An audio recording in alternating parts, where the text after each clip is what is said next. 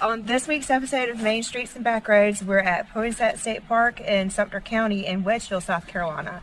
It's over 1,000 acres of flora and fauna, pretty unique to the region, and it was established in 1934 and named after Joel Poinsett, who discovered the poinsettia that you might be familiar with for Christmas holidays. So let's get familiar with the campground.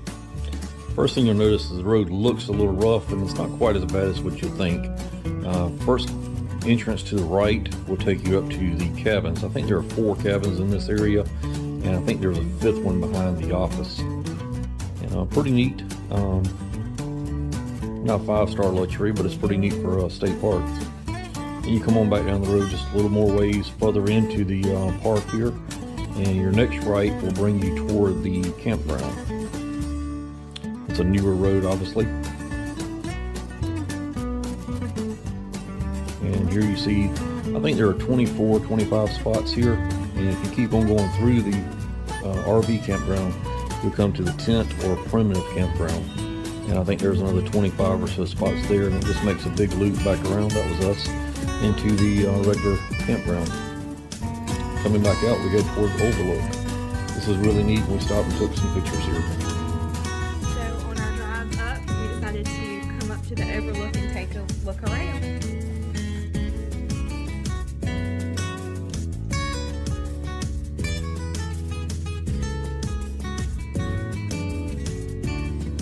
Okay, back on the trail here. Got a little confused right here. That's a picnic area you can rent, and Jennifer just got her car detailed, so decided not to go through the mud. So might have been fun. On back to the main road here, and this will take us up to the main parking lot. In front of us here, there was a big playground area for kids, and we're walking toward the pond here, and the park ranger will tell us more about that here in just a few minutes. Fun with the tree there. Man-dug pond, man-made pond, I guess you'd say, dug by hand. And they do have boats, paddle boats available for rent. And what you're going to see here is just the stone foundations of the remains of a mill, and the workers who were creating the Poinsett State Park found this in 1935. They discovered the mill ruins when they were building the spillway. And it was actually a working mill for 150 years through different owners. And John Dargan established the first mill here in 1761. It was also a grist mill, then became a lumber mill, and later landowners, including Matthew Singleton, continued to use the site. They think that, since there's no images of the mill, they think it was likely a 2-story mill made of wood. And it looked kind of similar to a mill that is still in use in Columbia, South Carolina.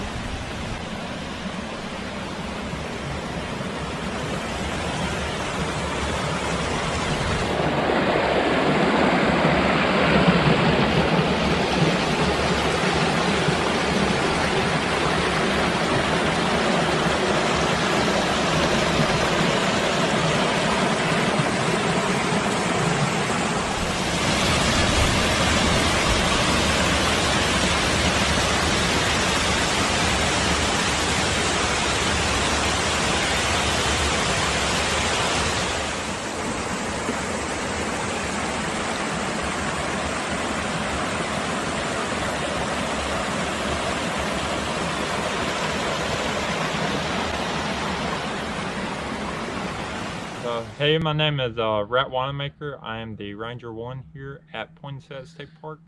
So we are located in Sumter County in Wedgeville, South Carolina. I grew up in Lugoff, South Carolina, about 30 miles away, and got hired on here about the middle of March last year. The park itself was built in the 1930s is when the park was started. It didn't officially open until the 1940s, 1942, and it was built by the CCC Count, the Civilian Conservation Corps, which was part of the New Deal that FDR had to put men back to work after the Great Depression. So actually, Poinsette State Park was one of the first African-American CCC counties that built one of our state parks, and one of the first state parks, and a couple more. But yeah, definitely we have 5 cabins out here at the park. We do also have camping in our campground. We have 50 sites, 24 with power, 26 without power. We do have over 25 miles of hiking trails here at the park. We do provide a lot of fishing and boating out here on our park as well. We provide picnicking, a lot of outdoor venues for our weddings and stuff. Our tea room here is able to rent the coquina stone that all the building structures is built out of was actually mined in the area, and kind of what the park is famous for, that a lot of people come to see, and it was mined within like a 10-mile radius of the area. And so also the old mill ruins from when there was a mill in Revolutionary War times, that's a part of our spillway from our pond. What about wildlife? So we do see a lot of deer out here, especially with the state forest being on the other side of us.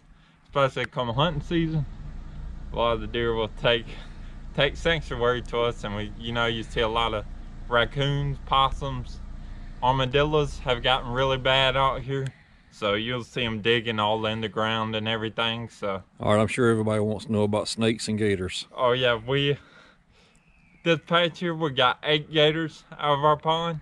So So what was the biggest?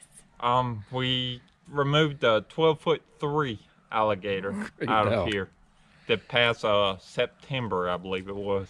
Wow. And you do see snakes, a lot of them do hang out. We have a lot of copperheads, are famous for, you'll see a lot of them on the Coquina Trail, one of our most popular trails. We just tell people, please kind of don't mess with it. If you can, step around it, or just give it its space and it'll give it yours. So what's your favorite thing about the park? So my favorite thing is definitely interaction with people, and I like the outdoors. I've always wanted to grow up and work outdoors, and I kind of wanted to be a DNR officer, but I kind of went a different route, and I love working with the Park Service. What's the best time of year to visit? I would say probably in early springtime, because after that the bugs get really bad out here, no lie. The gnats will get really bad. So middle of March, early April, it's a good time to come out and boat with us, or hike or bike with us. Or in the late fall, we do get a lot of visitation come then. Sounds good. We appreciate it. Oh yes sir, no problem. So thanks again, Rhett, for taking your time with us, and now it's time for some hiking and adventuring. We really enjoyed going out and looking at the different areas and the down trees and the water. It was very interesting for us to see, and we loved the fact that it looked kind of like the mountains, and in fact the park is dubbed Mountains of the Midlands. We found some really peaceful areas, and I could have sat here for hours, I think, at this one little small waterfall.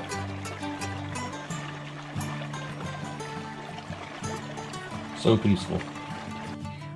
We loved the Laurel Trail mainly because it looked like it didn't belong in this area. It was kind of jungly, and we really liked seeing the different things that were growing there.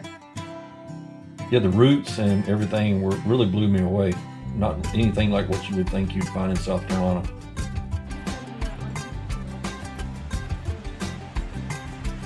This was actually near the mill, and we were able to walk around it, and there was a neat little trail that followed the waterway. And now back to the campsite for a campfire and some steaks on the grill. Always a good time to have a campfire. One thing we didn't get to actually be a part of was the Enduro was happening in Manchester. So we did get to see a little bit of it on the way home. The road crossings, I think there were probably 3, 4, 5 road crossings like you'll see here. We tried to find the pits, and there just wasn't anywhere to park or anything. And since the race goes all through the woods, wasn't really much to see. And we'll leave you with a little time-lapse video just so you can see just how far out the park is. And if you're coming from Sumter or Columbia, you'll come off of 378, 76, and you'll turn on 261. And that will take you through Wedgefield. And once you get onto this road, there's not much to choose from. Batten's store, a little small country store, will be on the right after you get into Wedgefield. And then a Dollar General, which we have to give props to that. A lot of choices in that Dollar General if you're camping. So make sure you give us a thumbs up and enjoy the music, and this will take you right on into the campground.